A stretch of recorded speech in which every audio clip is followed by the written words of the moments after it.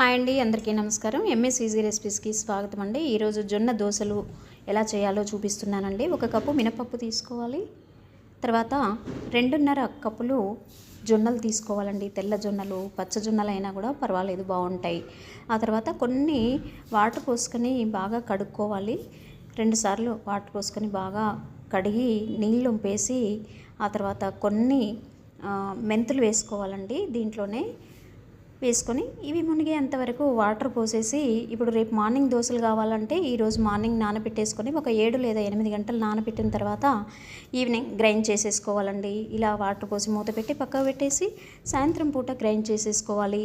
ఇంకా అంటే మినపప్పు జొన్నలు వేరువేరు నానబెట్టుకున్నా పర్లేదు, కలిపి నానబెట్టుకున్నా పర్వాలేదు.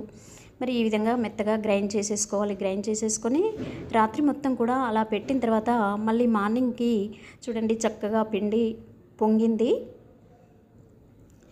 జొన్న దోశలు ఆరోగ్యానికి చాలా మంచిది. షుగర్ పేషెంట్లకైతే ఇక మెడిసిన్ లాగా పనిచేస్తుందండి.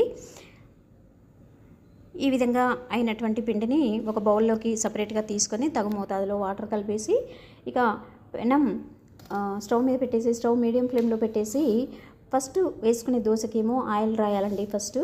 ఆ తర్వాత వేసుకునే దోశకైతే కొద్దిగా వాటర్ అడుగున రాసేసి ఈ విధంగా దోశల పిండి ఇందులో చూపించిన మాదిరిగా దోశ వేసుకోవాలి. ఆ తర్వాత ఒక 2 స్పూన్లు ఆయిల్ వేసేసుకోవాలి. చూడండి చక్కగా పిండి మంచిగా పొంగింది. అసలు రైస్ పోసిన దానిలాగానే జొన్న పిండి కూడా, జొన్నలు పోసినా కూడా దోశ బాగా వచ్చింది.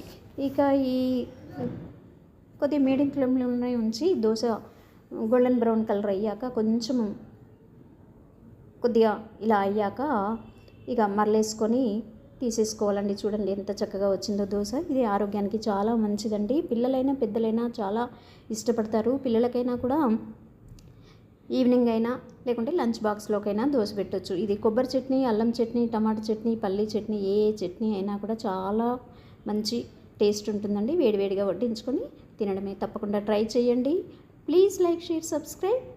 థ్యాంక్ యూ అండి.